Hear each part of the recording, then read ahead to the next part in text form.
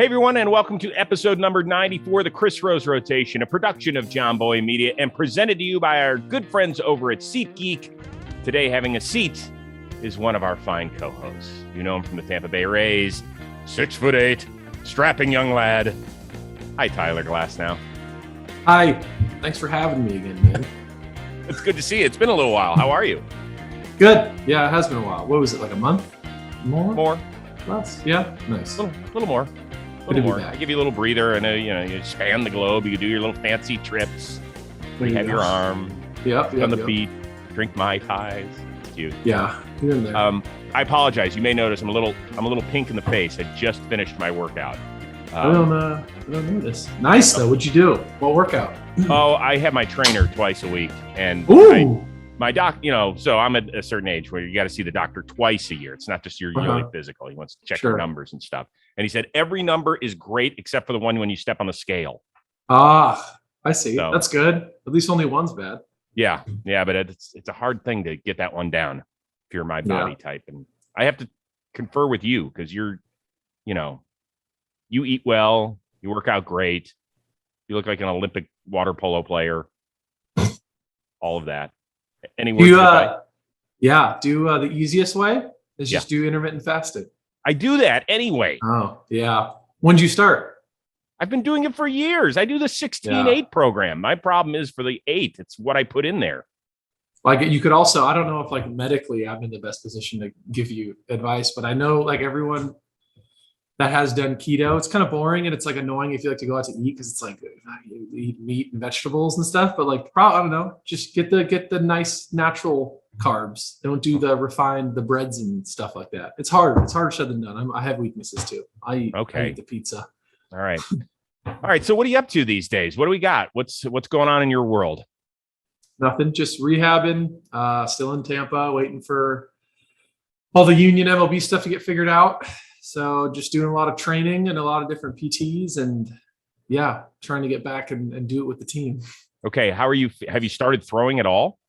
Yeah, I'm at 75 feet right now. It feels really good. So the procedure I had done as well, it's like the hybrid. So it's like the actual reconstruction with the brace and it takes a lot longer to get like loose. But apparently once it gets like loosened up, I think the ups and downs are generally like few and far between. So I'm really early in like the rehab stage as far as throwing is going, but like it feels great. So, I mean, it's coming out too. Like it's my biggest not worry, but what I expected when I first started to throw again was my timing and like throwing a baseball again after not throwing for 7 months or whatever, 6 months was going to be weird, but it wasn't. Like the first time I threw, I was like, it's almost like I picked up where I left off. And then like as the week's gone on, it feels like I hadn't taken any time off. So, I mean, I'm still only at 75 feet, so I have a lot left, but I feel really good.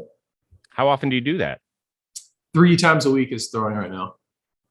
So I'm sure I'll probably mix it and I'll get into like 4 days and all that coming up here soon. I haven't even looked at my schedule.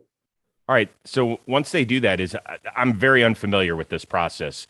Do they then like test you out and make sure everything's stable, or is it just you go about your business and they expect everything to be fine?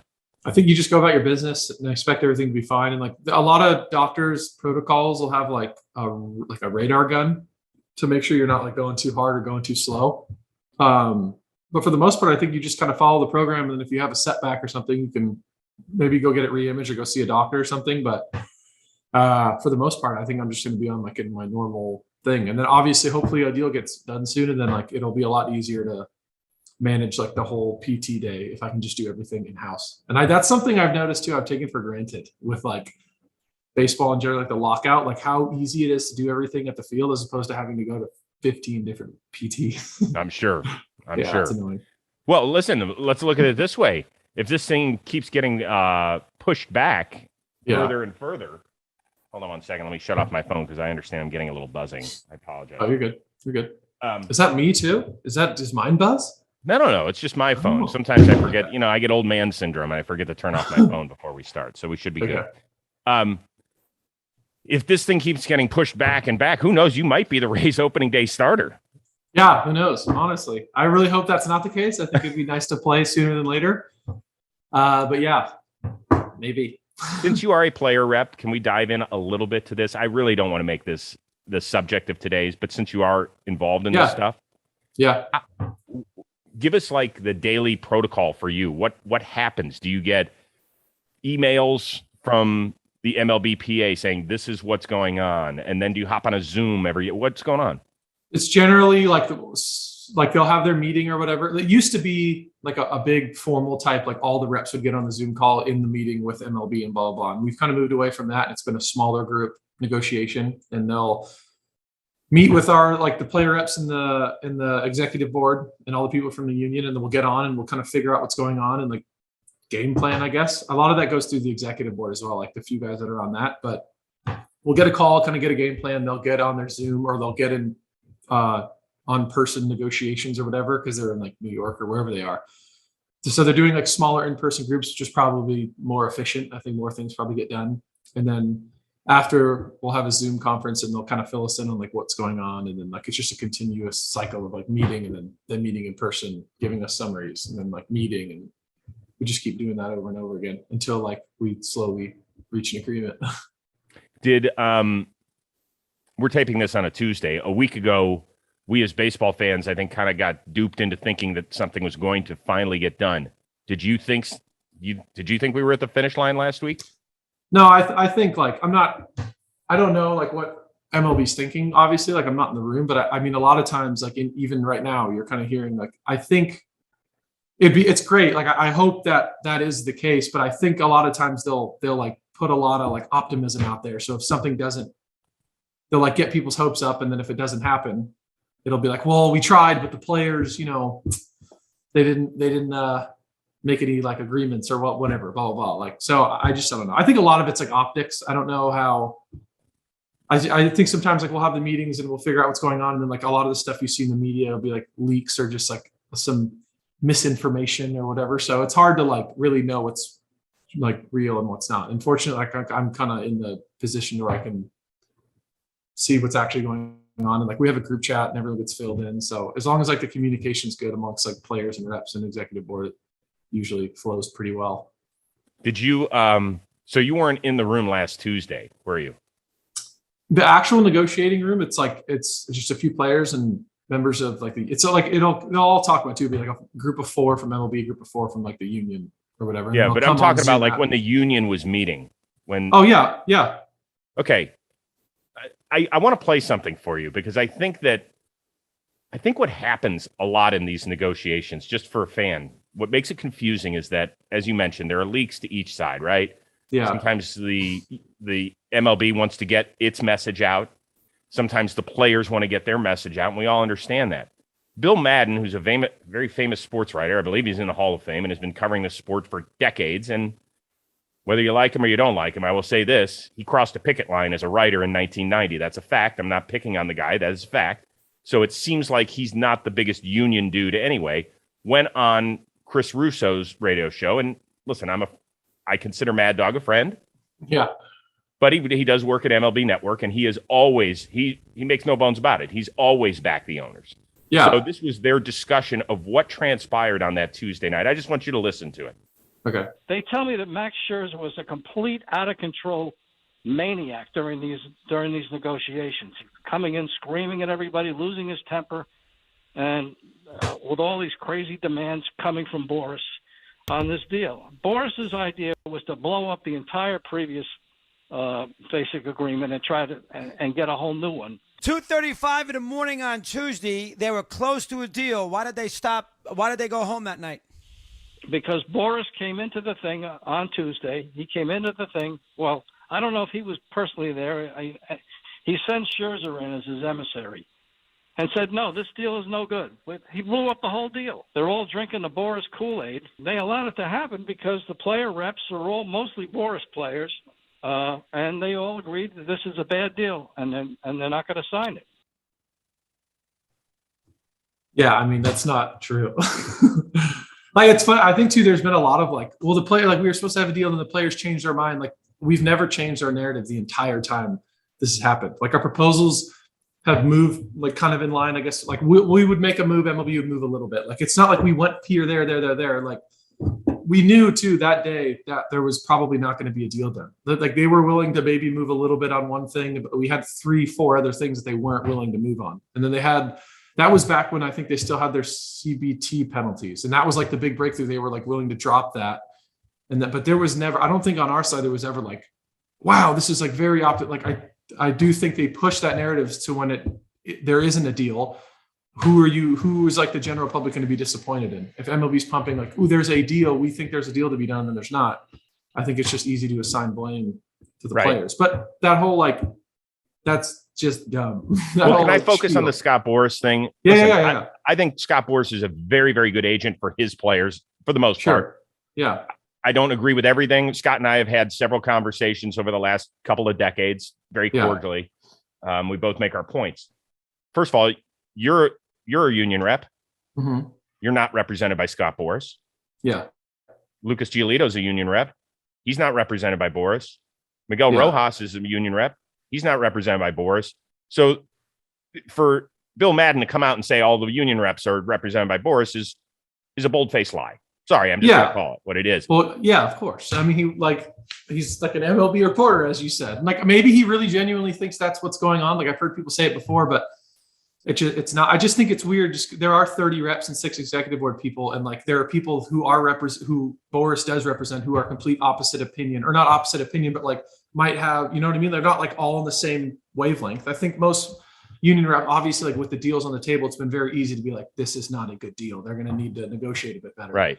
But like everyone has very like different opinions on certain things, and it's a whole melting pot of ideas. And I think like every single time there's been a proposal back and forth or any sort of like movement, you have to get all 30 reps on the call. And like everyone's been very much on the same side, but it was never like, it's not like someone is, or you know what I mean? It's like pretty easy to be like, their deal that they're pushing over is not good. Like you don't need to have some super agent tell you that. It's just not good. Like hopefully we can move forward and get a negotiation, but it just doesn't.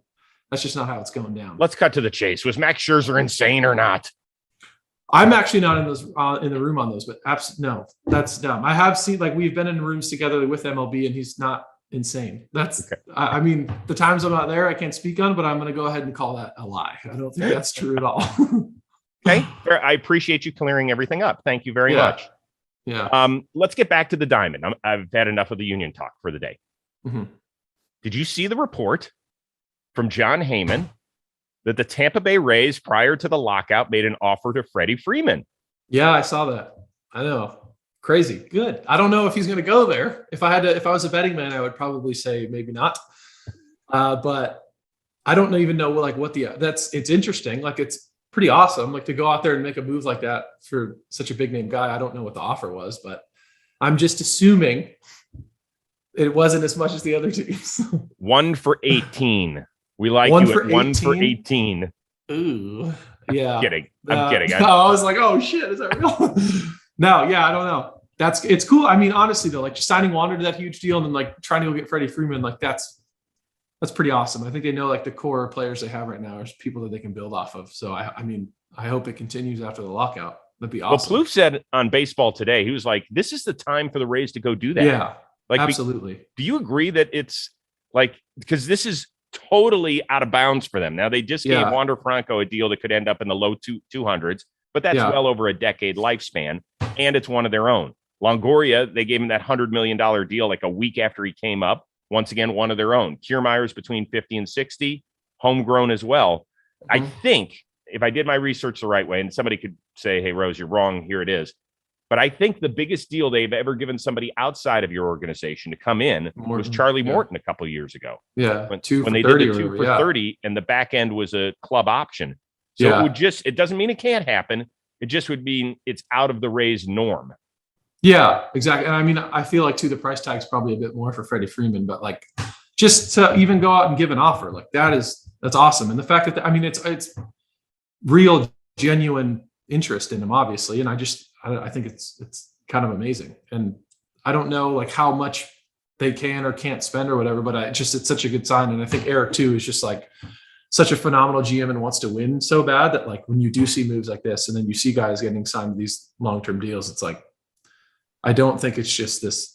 I don't know. It's very, in my mind, it's like a very optimistic future for the Rays. So it's exciting. Once it's going to get done at some point. I don't know if it's today, tomorrow, or 10 days from now. Yeah. When it's done, what are the next 48 hours going to look like once players can sign? I don't know. I don't know the order of it. Like, I'm sure free agents that have been like, I'm assuming teams are still like, maybe not talking amongst each other for free agents, but like people are still planning on like, Oh yeah. you know what I They've mean? got Like their wish lists they've created. I think it's going to be a crazy free agent market. Like, teams are going to be calling like crazy. And then I think probably a bunch of trades will go down. I don't know the order of it, but like arbitration, all the people have been tendered and stuff, but like they got to figure all that out as well. So I don't know how fast the cases are going to go on. I'm assuming it would be like you'll report to camp and you'll probably start spring training and then do your arbitration case while you're at spring training, because it's just too many guys to be able to do in like 2 days, right? You have to do it probably while spring is going on, I'm assuming. I don't know. That is crazy. I know. I'm interested to find out as well. Like, yeah. Well, we've talked about the reality with you. You were like, yeah, listen, I'd love to stay, but there's a possibility I could get traded. There's several guys on your team that the minute the doors are unlocked could be hitting the road. Yeah, for sure. And I think everyone's well aware of that. Like, if you look back, like history has shown, they don't tend to like, I don't know, things could be changing. I mean, they're offering Freddie Freeman contracts and stuff now. So who knows? Like, I'm sure most people are like, wow, that'd be great. Because I mean, obviously anyone who plays for the Rays will tell you it's a pretty awesome place to play. So I'm sure everyone who is there would love to stay. But I guess it's anyone's guess at this point. Nobody really knows what's going to happen. And then like, it's another thing too, like I've mentioned it before, I would love to stay. But also if you put yourself in a GM shoes and somebody offers like some crazy deal, like what are you supposed to do? Like, I don't know. You kind of have to navigate the best way you can. And I feel like it's just depending on what player it is. If a good enough deal comes along, you kind of have to consider it, right? Yeah, true. Yeah. Did you see our boy Stephen Brault? We just had him on the rotation. Yeah, I didn't watch the full thing, but I saw the tidbits. Okay, but did you see what he posted on social media? The slider? Oh, Watch yeah. This. Did you see this? Yeah. I feel like he yanked that one a little bit. So, have you ever set up like what was he doing? I tried to text him, but I think his phone is broken. So, what is the objective here? I'm pretty sure that camera is in the right-handed batter's box, and he just short-armed it and yanked it really hard into the batter's box. So the plate is probably way over that way, but he just yanked it really bad and didn't put anything in front of his phone. Or maybe there's a net in front of his phone. I don't know. Maybe Possibly. Because it looks like there's a little. But is he trying to figure out why is he filming himself from this angle? Can you guys tell something on your delivery?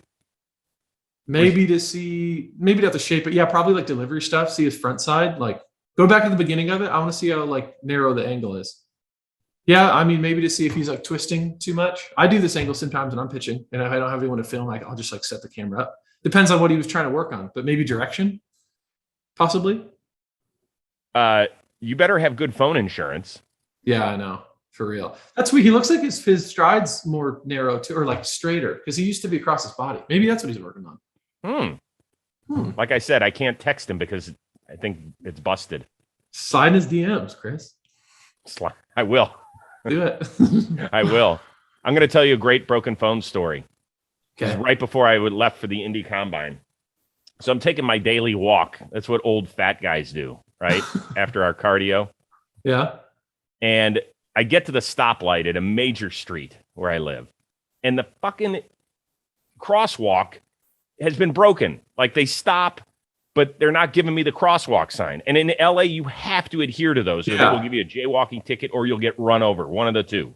Yeah. But it wouldn't let me go for like 3 minutes. So I was like, screw it. The next time it's supposed to be my turn, I go. Well, it's a big, long street. I had like 8 seconds to get across. So I'm running. I have to run now. Like a jog-ish, waddle, whatever. And I hear somebody honk their horn. I'm like, whatever. And I keep going, and I'm listening to a podcast, and all of a sudden it gets crackly. I was like, what's going on? So I check my phone, which was in my back pocket. Oh. I was like, it's not there. Fell out. No, I turn around. The phone is lying down, face down in the crosswalk. And so I'm watching all these cars speed by. I'm like, don't drive over my phone. No. Not one of them did. And I was like, nice. Oh, great. So then the light stops. I run over. I flip it over. Cracked. Cracked. One of the first cars had driven right over it. Oh. Right over it. It didn't work at all, or was it just obviously It was still working? Everything was still working, except it just was shattered. So I took it to one of the great glass fixer shops. $29. Got that bad boy fixed. Yep. I got a quote to fix my iPad. And it was like $120. And I was like, I'm going to take my business elsewhere. Well, wait a second. You don't have insurance on that thing? Oh, maybe that. No, my iPad's really old. And I like found it randomly. And I was like, oh, I should fix a screen. But that would make sense. I guess insurance is probably the Assurion. Shout out Assurion. Family of four compared to a hot single guy. It's just, that's what we do when we have families. I had the insurance too. Yeah. Well, growing up. So I kind of forgot our schedule. Did you go on a trip after we spoke last time? There was a nice Instagram photo of you and a bunch of people on a boat. Oh yeah, I went to Austin, so not really. Like I just went. I guess it's still in Texas. I went with my brother and Carly, and my girlfriend, and we all hung out and just stayed for the weekend. Saw a comedy show. Oh, and amazing. It funny was awesome. Comedy show. Yeah, maybe I want to get the guy's name. Actually, he was hilarious. Really? I don't even know how to find it, dude. He's been on some pretty big like cards too. Let me. Does he pick on the audience?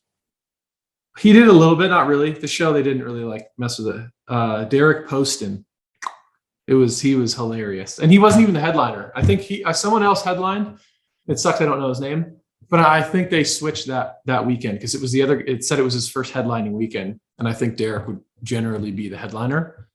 But I loved stand-up comedy. It was really, really good, and it was one of those like not bad stand-up comedy days because nothing sucks more than going to a comedy show and like watching someone do bad. It's just like, oh, you want to run away and you can't. I hate it. But this was like, it was phenomenal. How big a venue? Small. I forgot the name of the club. It was probably 50 people around there. Yeah. Small. Intimate. Yeah. I like it like that. Nice. Like intimate. You've never seen like a huge, like. I've seen like a comedy. I saw Joe Rogan in Tampa and that was like there was too many people. That was like kind of gnarly. The openers that he had were good though. But like I usually like when I lived in New York and then in LA, obviously I've been to like the Comedy Store and the Laugh Factory and all that stuff. So yeah, saw a lot of comedy back in the day. But your travel days are like over now. You just got to sit around and answer emails, Zooms, and rehab, and that's it. Pretty much. And Zooms have obviously, it's been like a lot more. And like I have to do like the summaries and stuff and send them the messages. But like on the weekends, I can still travel, maybe go somewhere and like a Friday to Sunday trip. But I think now that I'm like throwing a lot more and like getting into the actual like got to sit and do the routine stuff, it'll probably just hang out, stay around. You have a whenever I was on business meetings on Zoom, you always have like a couple of texting buddies, and you're like, God, this really sucks. This meeting almost over. Do you have any of those? Yeah, there's not really. I don't think it's a lot of like because it's usually pretty good information. Everyone's always like curious throughout the day, and then they finally give you the update, and then you have to like fill your team in. So you're kind of just like, I'm in between like my notes doing a summary, and then I'll text like JMO or like anyone on the camera because you have their cameras on. So you just be like, nice shirt or something stupid. Like it depends on who it is. So, like Jacob Stallings or like JMO usually, and Garrett's on there, just random people, whatever, like Nimmo maybe sometimes, and just Does anybody look like a fucking slob on those things? Like people, I think a lot of times you forget you're on camera, and like there's a lot of times too, I'll just be like eating, like don't even know. I'm like, oh shit, I forgot my camera's on. Probably like picking my nose and stuff. Sometimes people look like, you can tell some people are like just woke up, or like certain people, but like for the most part, guys are too, if you're like in the gym, sometimes some people doing like arm exercises while listening. It's pretty entertaining. Can we? Sure. Because they'll do it in like a really like certain times. It'll be like 3 or like 12, and they'll give you like a 30-minute update before. Cause like it's on like a run. They don't really know when the meetings are going to happen and like when they're going to finish. And they might have to go do 2 that day. And then you'll have an update and then a meeting and then an update. So guys, like you're not going to stop doing what you're doing. Like I've been on it in PT before. So I'm just like put my headphones in and like do all my PT exercises while listening. It's interesting. Just random. Yeah. And so what do you send out, like a raise email or what? No, I have it's like a group chat. There's like 35 dudes on it. And it's just like certain, like, what do you guys think? Or whatever, or like giving them like, this is what the union thinks or blah, blah, blah. It's just like a type of a summary. And then sometimes they'll send a summary out, but for the most part, reps just have to like give a like a generic overview of like what's going on. Because obviously two guys are like, and like with Twitter and all that stuff nowadays, like so much stuff leaks out and they're like, what's going on? Like, what's an update? And I'm like, I'm still on the meeting. I don't even know. I'm just figuring this out right now. So it's just like about informing dudes and stuff. So I enjoy it though. I like it. Everyone's like pretty talkative on it as well. Has it been a good, like, have you learned a ton? Yeah, I think like, especially all like the weird little rules and like, I think for the most part, like how baseball operates, like I have a pretty good understanding of like, especially like with the union and the MLB and like I can answer like a lot of questions and stuff. And like the legal side, it's not like I'm a lawyer by any means. And there's a lot of other people who know a lot more, but I think it all like the big picture kind of like makes a lot of sense. And I've been doing it for a while, I guess. Like, even just like I went and did like arbitration cases like with Bauer and stuff before. So I've always been interested in like the process of it because it's just so weird when you're in the minor leagues or just looking at MLB from afar as a kid. You're like, and then you learn all these weird little rules and like all this stuff that it's just so strange. And I was just very curious to see how it worked. And so I just all like so many different rules and the options and the rule fives and all these million different things and trying to explain. I always think like, I guess I know a little bit, but then you explain it to someone who knows a little bit, or you try to, and you're just like, oh my God, this shit is confusing. Like go over it. And I've explained it to my girlfriend 12 times. I'm not kidding. And she goes like, so what's like there's the chicken tenders and then the non-chicken tenders, like non-tender, like shit. And we'll go over it all the time. And like arb number, and like, I swear, and we'll go over like the stats of like arbitration, because she's curious, she'll be like, how's it work? And I'm like, and I go over it like, yeah, this makes sense. This makes sense. But then when I look at people when I'm explaining it, they're just like, what are you talking about? Like I'll explain certain things to Ted, and Ted's one of the smartest people I've ever met. Ted is like very, very intelligent. And I'll go over it with him. And I probably just suck ass at explaining it at a certain point too. But he just, certain things, he's just like, I don't really get it. I'm sure if we sat down and like went through it, it would be a thing. But it's the same thing when he explains like his job or his work to me. He'll use all these acronyms and I'm just like, I just act like I'm listening after like 2 minutes. No idea. Yeah, no idea. Sucks. Yeah. Well, so you guys apparently have approved, I don't know if this is true or not, for 2023, some rules changes and stuff. Yeah. I think it was more about, so like as the rule stands right now, MLB, if they propose something to us in 2023, they can implement it whether we like it or not in 2024. Okay. So they just wanted an agreement to be able to do it a year earlier. Got it. Well, let me ask you this. Are you in favor of banning the shift personally? I think for the sake of like baseball, I think it's strange when like MLB is telling you that you can't do something, but I guess in this case you kind of have to, because like teams are going to shift. I think for like the entertainment factor of baseball, I think it's probably better. I think most people probably don't like the shifts. Like as a pitcher and a pitcher on the Rays, they do a phenomenal job with the shift. But I do think like if I'm viewing like the game, I think it's probably good to just get rid of them. It's pretty annoying having like a million. And two, like when they first came out, a lot of pitchers too just hate it. And I do think if you were to look at like the raw data, you're as a pitcher, you benefit from the shifts if the team is good at it. Totally. But yeah, I think it's probably best to not. I think the art of pitching will probably come back too. Ooh. I think so. Like you really need a double play, like get it. I guess shifts maybe not have anything to do with that, but like, I don't know. It just seemed like that was more, maybe because I played for the Pirates and that was like their whole MO, all minor leagues. But like, I don't know, just being able to like slow a bat down or speed a bat up. You have an infielder on this side, pull side, away side. Like, I don't know. Let me ask you this, because I want to get to your amateur days. And I know that you said you were a late bloomer and you'd signed early with one of the directional Oregon schools, right? Yeah, University of Portland. Go Pirates. Oh, University of Portland. Okay. But I imagine there were scouts there for you, right? For what? Like in the fourth round. Yeah. Well, so I committed after my junior year. After my junior year, I threw like 84, 86 or something like that. And then I was talking to like UCLA and Santa Barbara and like Berkeley. I really wanted to go to Berkeley.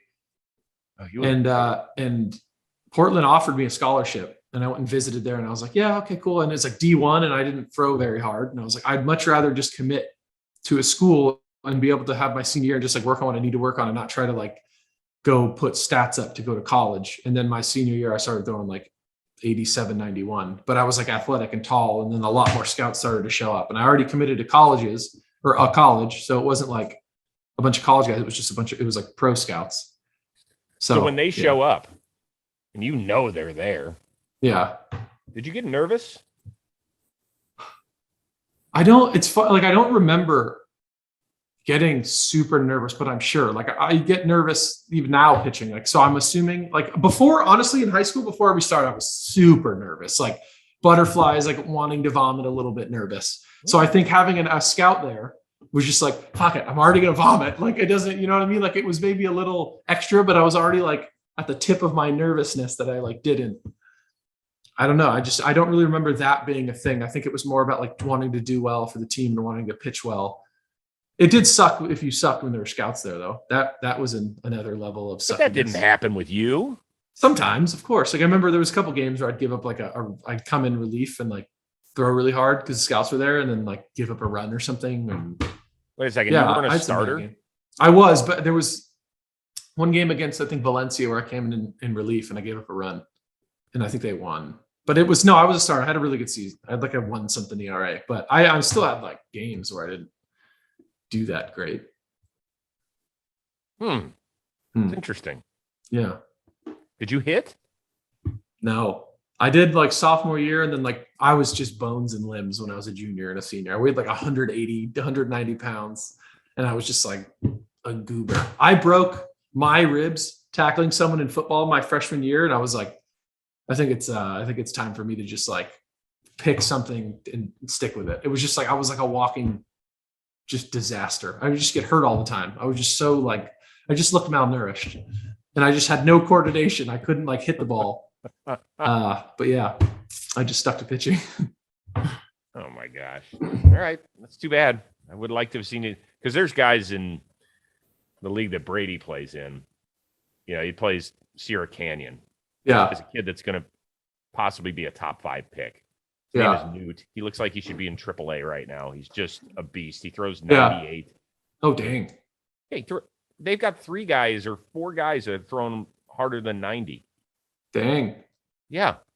Are scouts coming to see him as well? Or like, it's probably yeah. nice playing all these. I'm not Nuke, your son. Oh, no. He's a sophomore. No.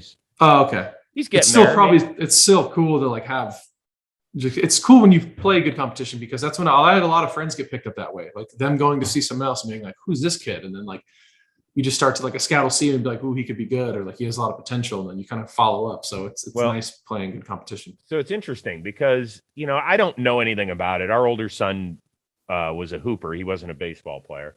Okay. But with baseball, they're like, yeah, you've got to get on this sort of track and have people help you and all this sort of stuff. I was like, really? And we had friends that somebody's paying like $8,500 to have somebody help their kid. I'm like, whoa. Stupid.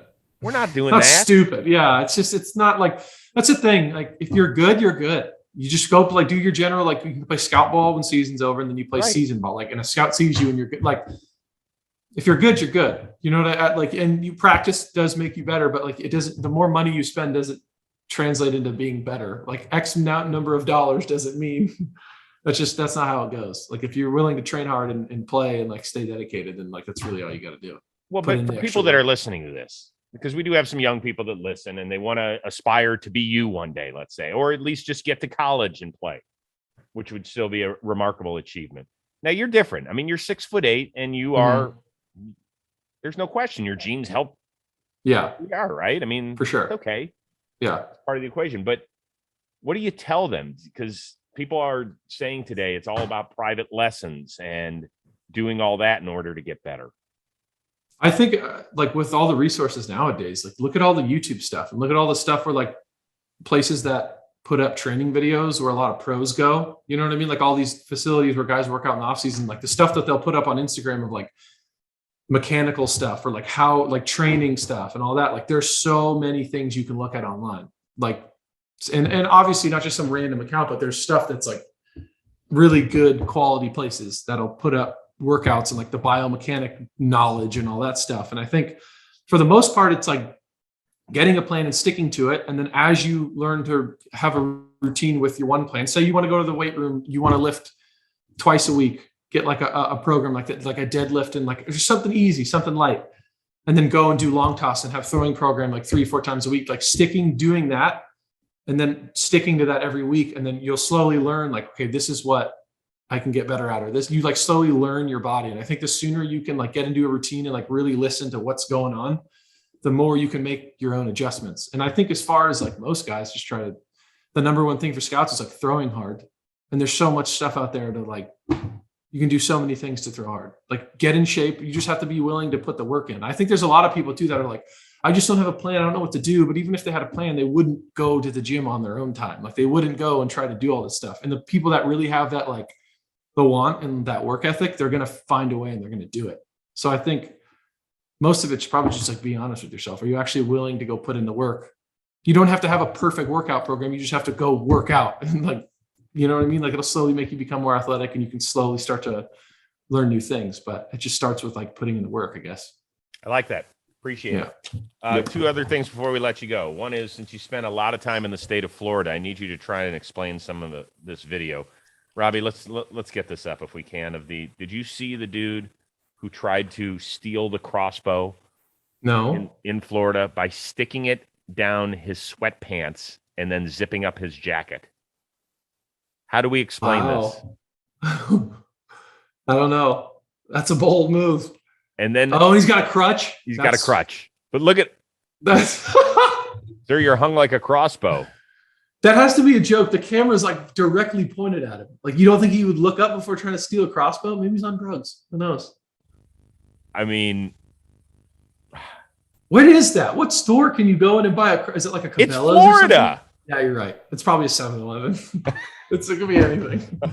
That's incredible. Wow. That takes do we applaud him for the effort, or do we say, are you just the knucklehead of the year? Probably. I would say if the kids are listening, I'd say you're a knucklehead of the year. But deep down, I'm like, that takes some nuts. Okay, let's be honest. Have you ever shoplifted? I have stolen 2 things in my life.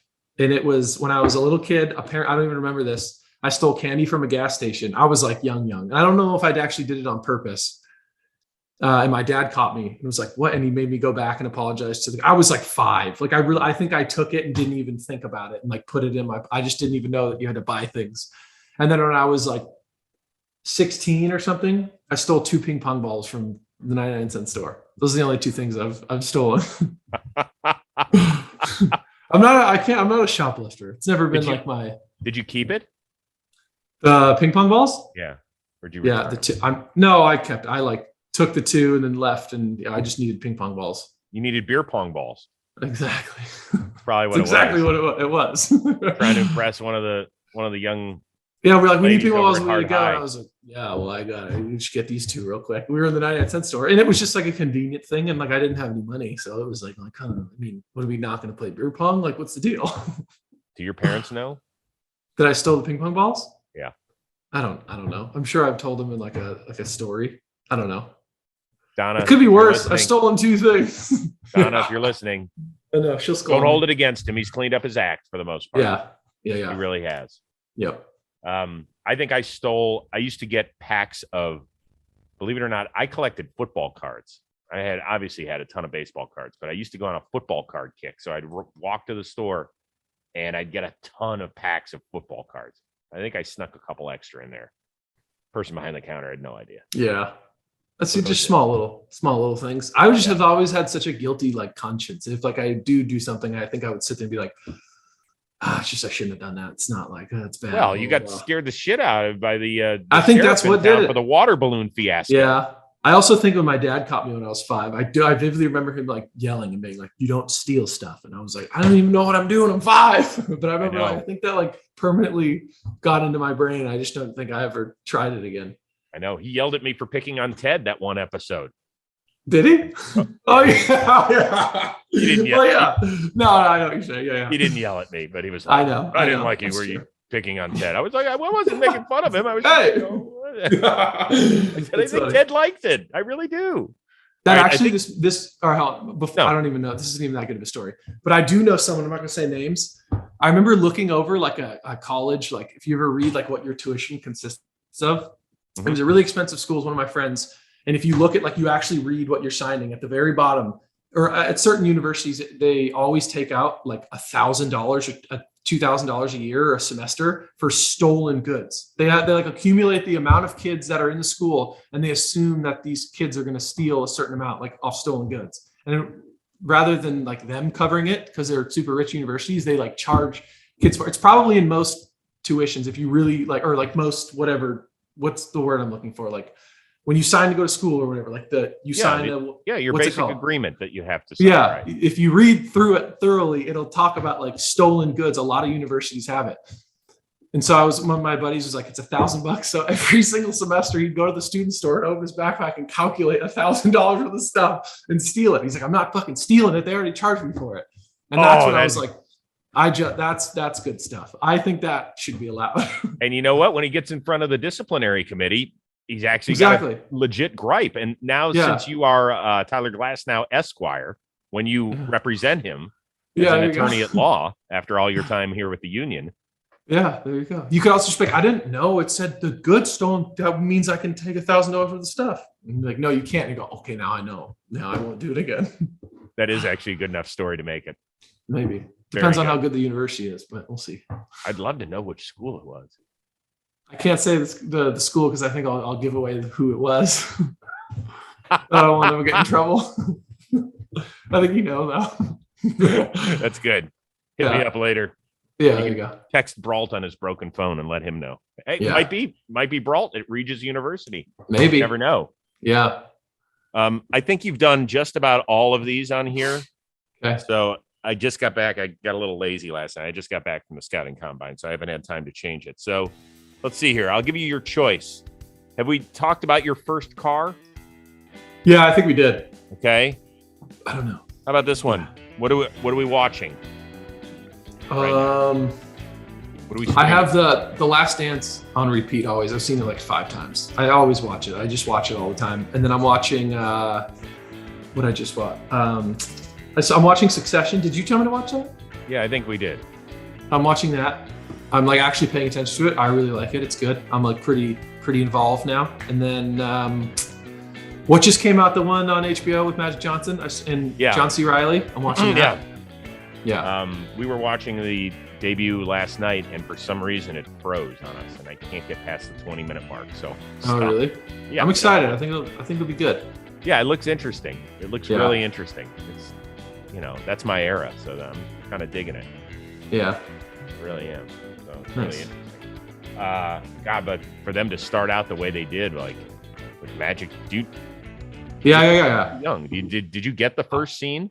Yeah, he was in the clinic, right? It was like the AIDS thing. Yeah, for HIV. Yeah, for being Let me tell you something, dude. I was a junior in college the day he made the announcement, and the world stopped. Yeah, stopped. I mean, we're talking about everybody loved Magic except for Celtics fans. Sure, probably respected the shit out of him, but whatever.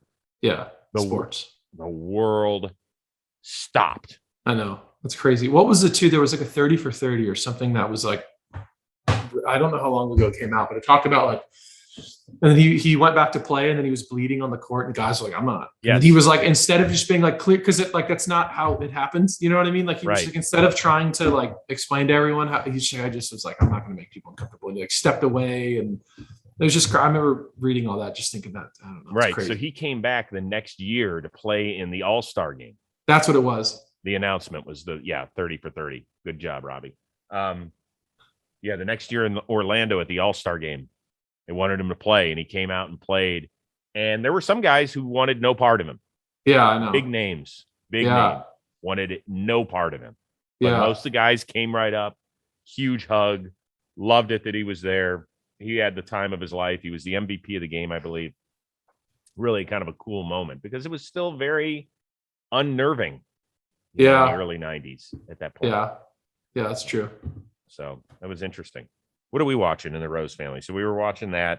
I watched the girl across the street in the window. Oh yeah, I started that. I couldn't fully get into it, but is it good or whatever?